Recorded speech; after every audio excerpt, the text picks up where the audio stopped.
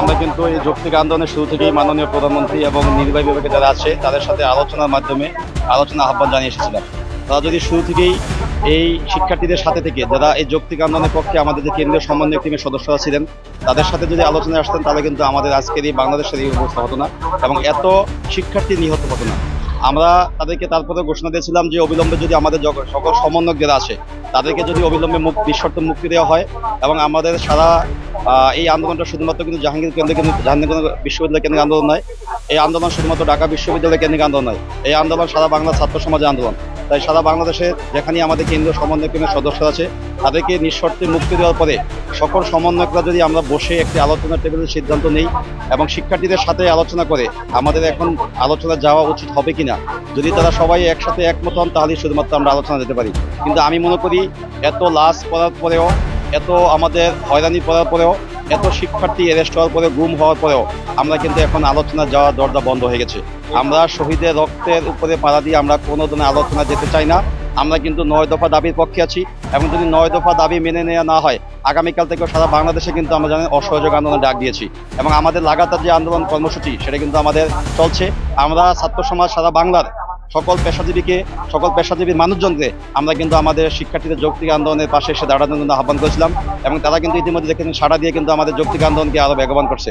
তারা কিন্তু ইতিমধ্যেই যে আমাদের কারফিউ জারি করেছে, আমরা কারফিউ ভঙ্গ করে আমাদের কর্মসূচি পালন করেছি। তারা পুলিশ লেলিয়ে দিয়েছিল, পুলিশের গুলিকে কিন্তু আমরা ভয় পাই না। তারা বিজেপি লেলিয়ে দিয়েছে, তারা সোয়াত, তারা ডিবি, তারা বিজেপি, র্যাব সহ সরকারের এমন কোনো বাহিনী নেই তারা কিন্তু আমাদের সাথে তার যে অত্যাচার চালানো। সুতরাং আমি এখন মনে করি যে আমাদের সমন্বয়ক যারা আছি আমাদের প্রধানমন্ত্রীর সাথে কোনো আলোচনা যাওয়ার দরজা আমাদের বন্ধ। অবিলম্বে আমাদের 9 দফা দাবি মেনে নেওয়া হোক। এই 9 দফা দাবির পরেও তারপরে যখন মেনে নেবে তখন আমরা বসবো যে আলোচনায় বসবো কি বসবো না।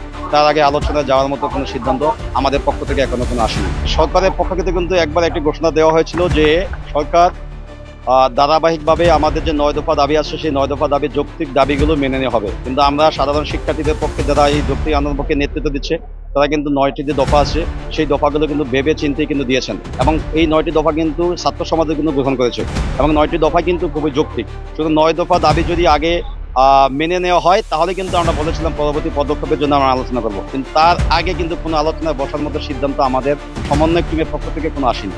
তাই যতদিন পর্যন্ত 9 দফা দাবি মেনে নেওয়া না হবে বা আমাদের সমন্বয় টিমের পক্ষ থেকে কেন্দ্রীয় কোনো নির্দেশনা না আসবে ততদিন পর্যন্ত আমরা আলোচনায় বসতে পারি না। আর একই সাথে আপনারা দেখেছেন আমাদের কেন্দ্রীয় সমন্বয়কের যে সদস্য এবং জাহাঙ্গীরনগর বিশ্ববিদ্যালয়ের সমন্বয়ক আরিফ সোহেলকে ডিবিরা তুলে নিয়ে গেছিল এবং তাদের উপর কি নির্মম নির্যাতন করেছিল। 6 সমন্বয়কে মুক্তি দিতে হওয়া আমাদের জাহাঙ্গীরনগর বিশ্ববিদ্যালয়ের সমন্বয়ক আরিফ সোহেলকে কিন্তু এখনো মুক্তি দেওয়া হয় না। আজকে 5 দিন তার রিমান্ড চলতেছে। তাকে জাহাঙ্গীরনগর বিশ্ববিদ্যালয় থেকে সেই মহাখালীতে সেতু ভবনের যে অগ্নিকাণ্ড ঘটেছে সেই মামলায় তাকে কিন্তু অ্যারেস্ট দেখানো হয়েছে, যার প্রতি আমরা তীব্র প্রতিবাদ জানিয়ে কিন্তু আমরা তার মুক্তির দাবিতে আন্দোলন করে যাচ্ছি। সুতরাং আমি মনে করি আমাদের সমন্বয়কদের পক্ষ থেকে যদি কোনো সুনির্দিষ্ট বার্তা না দেওয়া হয় ততদিন পর্যন্ত কিন্তু আমাদের আলোচনায় কোনো বসতে পারি না। আগে 9 দফা দাবি মানতে হবে, তারপরে আমরা বুঝবো আলোচনায় বসতে পারি কি পারি না।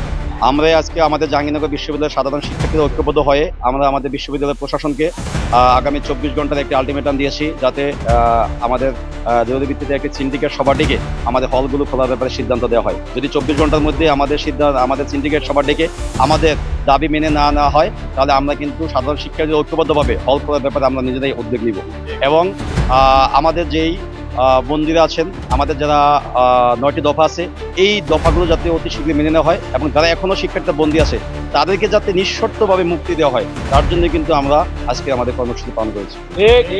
আরিফ ভাই জেলে কেন? আরিফ ভাই জেলে কেন?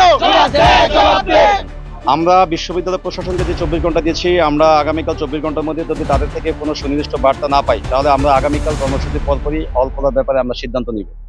আর আমাদের সরকারের কাছে আমাদের যেই 9 দফা দাবি সেই 9 দফা দাবির পক্ষে কিন্তু 24 ঘন্টা আলটিমেটাম দেওয়া আছে। যদি 24 ঘন্টার পক্ষে কোনো আমাদের দাবি আজকে রাতের মধ্যে মেনে নেওয়া না হয় তাহলে আগামীকাল থেকে তো আমাদের অসহযোগ আন্দোলন ডাক দেওয়া আছে, আমাদের অসহযোগ আন্দোলন চলবে। 100% কপার কন্ডেন্সারে তৈরি ভিশন ফ্রিজ, তাই গুণে মানে অটুট থাকে বছরের পর বছর। আমরা তো অনেকদিন ধরে 9 দফা দাবির কথা বলে আসছিলাম কিন্তু সরকার 9 দফা দাবি মানেনি। শুরুতে আমাদের সাথে যদি বসে কথা বলতো তাহলে আমরা বিষয়টা ওইভাবে মেনে নিতাম। হলগুলো আকুলতে পারেন, সেক্ষেত্রে আমরা কালকে থেকে অসহযোগ আন্দোলনের ডাক যেতে দিয়েছি, সেই হিসাবে আমরা কর্মসূচি চালিয়ে যাব। ছাত্র সমাজ সাধারণ জনতাই ঠিক করবে ভবিষ্যতে বাংলাদেশ কিভাবে চালানো হবে, কিভাবে এর বিকল্প করা হবে সে নিয়ে অন্য কোনো কাউকে মাথা গোলাতে আমাদের মাথা না গোলাতে আমরা অনুরোধ করব।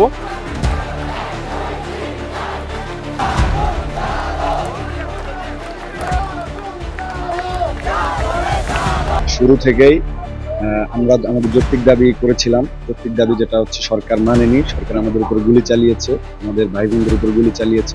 তো আমরা আমাদের যে ভাই বোনরা মৃত্যুবরণ করেছে তাদের রক্তের তাদের রক্তের হচ্ছে যে বিচার, বিচার চাই। এবং আমাদের সার্বিকভাবে বাংলার জনগণ, বাংলার বিশেষ করে ছাত্র সমাজ এখন একটাই দাবি করতে হবে, সেটা হচ্ছে সরকারের পদক্ষেপ। আমরা তো অনেকদিন ধরে 9 দফা দাবির কথা বলে আসছিলাম, কিন্তু সরকার 9 দফা দাবি মানেনি। যেন আপনি দেখবেন যে গতকালকে আমাদের সড়ক পরিবহন সেতু মন্ত্রী ওবায়দুল কাদের সাহেবকে জিজ্ঞাসা করা হয়েছিল যে আপনার পদত্যাগ চাই সমাজ, কিন্তু তিনি হচ্ছে যে সে কথাটা এড়িয়ে গিয়েছেন। তার মানে বোঝা যায় যে তারা 9 দফা মানবে না। যেহেতু 9 দফা তারা মানেনি, এখন আমাদের দফা একটাই, সেটা হচ্ছে যে সরকারের পদক্ষেপ। সরকার এদিক দিয়ে বলছে তারা আন্তরিক, যে আপনাদের সাথে কথা বলতেছে, আলোচনা করতেছে, সমাধান করতেছে, এর মাঝখানে অনুপ্রবেশকারীরা ঢুকছে। সেই বিষয়গুলো আপনাকে এখন যেটা হয়েছে যে আন্দোলন একটা সাধারণ মানুষের আন্দোলনের মধ্যে, সাধারণ বলতে সকলেই সাধারণ, ঠিক আছে। অনুপ্রবেশকারীর বিষয়টাকে আপনি অন্যভাবে না নিয়ে যে তারাও আমরা সাধারণের সাথে যুক্ত হয়ে যদি আন্দোলন করে, তো সেখানে তো বাধা দেওয়ার কারো এখতিয়ার নাই, ঠিক আছে। রাজনীতি তো সকলেই করার অধিকার আছে। তো অনুপ্রবেশকারী কথাটাকে আপনি ইয়ে করতে পারবেন না। সরকার বসার যে কথাটা বলছেন, সরকার শুরুতেই বসতে পারতো, শুরুতে আমাদের সাথে যদি বসতো, বসে কথা বলতো, তাহলে আমরা বিষয়টা ওইভাবে মেনে নিতাম। কিন্তু সরকার শুরুতে বসেনি, আমাদের ভাই বোনদের উপরে নির্বিচারে গুলি করেছে, বিশ্ববিদ্যালয়গুলোতে হামলা করেছে। আপনারা দেখেছেন বিশ্ববিদ্যালয়গুলোতে পুলিশ গুলি চালিয়েছে, বিশ্ববিদ্যালয়ের ভিতরে টিয়ারশেল গুলি ছুঁড়েছে। এখন আর বসার কোনো মানে আমার মনে হয় যে নাই, আশাটা রাখিনি, বসার যে জায়গাটা ছিল। আজকে আমরা কালকে অসহযোগ আন্দোলন ডাক দিব। আর আমাদের জাহাঙ্গীরনগরকে আমরা চেয়েছি হচ্ছে যে হল জানি খুলে দেয়, সেক্ষেত্রে নিরাপত্তার ক্ষেত্রে আমাদের সর্বোচ্চ নিরাপত্তাটা নিশ্চিত করার দাবি জানাচ্ছি আমাদের প্রশাসনের কাছে। সেটা যদি তারা না করতে পারেন, হল যদি না খুলতে পারেন, সেক্ষেত্রে আমরা কালকে থেকে অসহযোগ আন্দোলনের ডাক যেহেতু দিয়েছি, সেই হিসাবে আমরা কর্মসূচি চালিয়ে যাব। এবং আমাদের যে 9 দফা দাবি, সেটা আমরা এতদিন চেয়ে এসেছি, সরকারটা ভালো করে জানেন, তারপরেও সেই ব্যাপারে কোনো ধরনের কোনো পদক্ষেপ নেননি, আমাদের কোনো ধরনের আশা দেননি। তো এইভাবে যদি চলতে থাকে, আসলে এভাবে চলতে দেওয়া যায় না, স্বৈরাচার এভাবে চলতে দেওয়া যায় না। আমরা স্বৈরাচারের বিরুদ্ধে এখন 1 দফা দাবিতে আমরা নামতে যাচ্ছি। যদি সরকার আমাদের সাথে ভালো মতো কথা বলে 9 দফা দাবি মেনে নেয়, সেক্ষেত্রে আমরা 1 দফায় যাব না। কিন্তু তা যদি না হয়, এবং তার যে কর্মকাণ্ড, এবং গতকালকে তারা যা কাজ করলো উত্তরা, খুলনা ইউনিভার্সিটি, সিলেটে, কালকের রিপোর্ট মোতাবেক 10 জন শিক্ষার্থীকে মারা হয়েছে, সাধারণ মানুষজনকে মারা হয়েছে। এভাবে যদি চলতে থাকে, তাহলে আমরা একটা দাবিতেই চলে আসবো, সেটা হচ্ছে সরকারের পদত্যাগ, স্বৈরাচারের পদত্যাগ। বাকিটা ছাত্র সমাজ, সাধারণ জনতাই ঠিক করবে ভবিষ্যতে বাংলাদেশ কিভাবে চালানো হবে, কিভাবে এর বিকল্প করা হবে। সে নিয়ে অন্য কোনো কাউকে মাথা গোলাতে আমাদের মাথা না গোলাতে আমরা অনুরোধ করব। এবং সরকারকে বলবো, এখনো সময় আছে, আমাদের দাবিগুলো মেনে নিয়ে সে যদি আমাদের সাথে একগ্রতা প্রকাশ করে, আমরা আমাদের কর্মসূচি অব্যাহত দিব। তা যদি না হয়, আমরা অবশ্যই কালকে থেকে অসহযোগ আন্দোলনে জড়িত হব এবং 1 দফা 1 দাবিতে আমরা নেমে আসবো, সেটা হচ্ছে স্বৈরাচারের পতন। আমাদের আন্দোলনটা ছিল বৈষম্য বিরোধী আন্দোলন, যেখানে দল, লীগ বা জামাত যাই বলেন আপনারা, সরাসরি তারা বলতেছে বিভিন্নভাবে ভেদাভেদ করতেছে, যে ছাত্র দল, জামাত, শিবির বলে ভেদাভেদ করতে। আসলে তা না, এখানে ছাত্র জনতা নির্বিশেষে সবাই, আজকে রিক্সাওয়ালা থেকে শুরু করে চায়ের দোকানের লোক, ছাত্র থেকে শুরু করে ঘরের যারা গৃহিণী আছেন, শিক্ষক, সবাই কিন্তু নেমেছেন। কারণ আপনি যদি এভাবে ভেদাভেদ করতে চান, আসলে সেটা দাঁড়ায় না। এবং এটাকে আমি বলবো যে শুধুমাত্র ভেদাভেদের জন্য এই সহিংসতার কথা বলছে।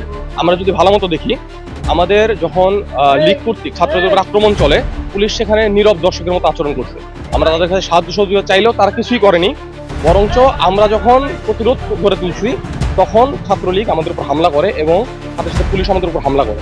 তখন সকল মানুষ, এখানে কোনো দল বা কোনো লীগ বা কোনো রাজনৈতিক দল থেকে কোনো আদেশ বা নির্দেশ আসেনি, নিজেদের প্রতিরোধ করার জন্য ছাত্রলীগ এবং পুলিশের হামলা থেকে প্রতিরোধ করার জন্য আমরা দাঁড়িয়েছি। তো এটা আমি বলবো সম্পূর্ণ অযৌক্তিক এবং এই কথার কোনো ভিত্তি নাই। যেখানে দল বা লীগ বা জামাত আমাদের উদ্বুদ্ধ করতেছে, তারা কখনোই আমাদের কোনো কিছু নির্দেশ দেননি বা তাদের কাছ থেকে আমাদের কোনো ধরনের নির্দেশ আসেনি। আমরা সরাসরি আমাদের যে সমন্বয় কমিটি আছে বৈষম্য বিরোধী আন্দোলনে, সেখান থেকে যে নির্দেশ আসছে, আমরা সেই হিসাবে আমরা ছাত্র আন্দোলন চালিয়ে যাচ্ছি এবং ইনশাআল্লাহ যতদিন না পর্যন্ত আমাদের দাবি আদায় হচ্ছে, আমরা চালিয়ে যাব।